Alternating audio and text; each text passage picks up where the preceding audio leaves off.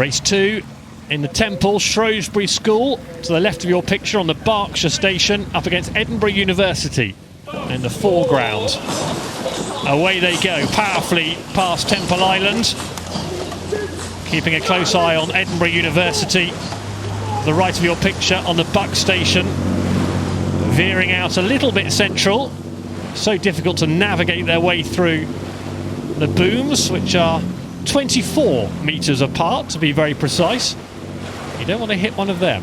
No, it looks like there's loads of space when you see it from here, but when you're down in the course, it really feels very narrow. Here we go, just over a canvas length, maybe a third of a length lead to Edinburgh University.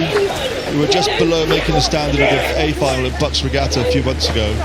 And Shrewsbury is the second 8, who did really well. There were 7 places to qualify out of 40 on last Friday, so they've done a great job to get in here, and it's the only school that's got crews in 3 different events.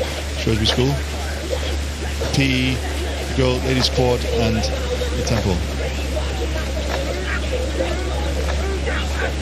So, just as we hit Forley, this is how the race is working out, and on the Buck station there, in the foreground, you can see Edinburgh University putting in a strong shift here. They've got themselves clear water and some, haven't they, against Shrewsbury? They've done a good job. I was speaking to Colin Williamson, their coach, and he was saying this is a group of young guys starting in their career in their university, and a lot of them have never raced at Henley before.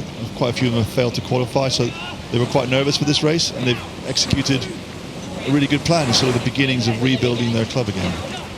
Yeah, heading down now past the midway point of the race, and just having a look at how this is working. It's Lizzie Dickinson who needs to keep a close eye on things here, because they are not that far away from the boom, are they? The Temple Challenge Cup boat of Edinburgh University. They've got to make absolutely sure nothing catastrophic happens. They've got the race under control. It's all in their own hands now, isn't it? Look at that enormous lead they enjoy. Yeah, they look quite composed. I think they've brought the stroke rate down a bit now. They're not having to work 100% to stay ahead of Shrewsbury. So, under control.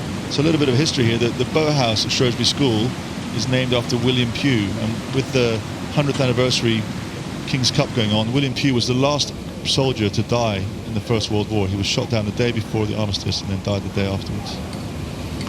Yeah, there'll be lots of references to what happened 100 years ago over the next few days. It's quite exciting with the King's Cup, isn't it? The return of the King's Cup, yeah. Be on the highlights. So in front of the regatta enclosure, that marks a mile gone, and Edinburgh University are coasting here, aren't they? Just paddling up towards the finish line. Yeah. And that's the difference you would expect between a university first crew and a school second crew.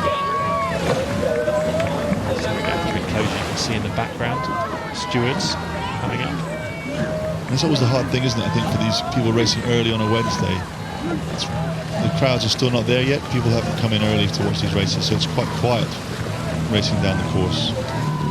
Yes, I guess when the draw's made at 3 o'clock on the Saturday up at the Henley Town Hall, you want a draw that goes on when the crowds are at their peak. Otherwise, you do miss out on some of the special feeling and the unique Henley experience. You just have people who are supporting you in the crowd.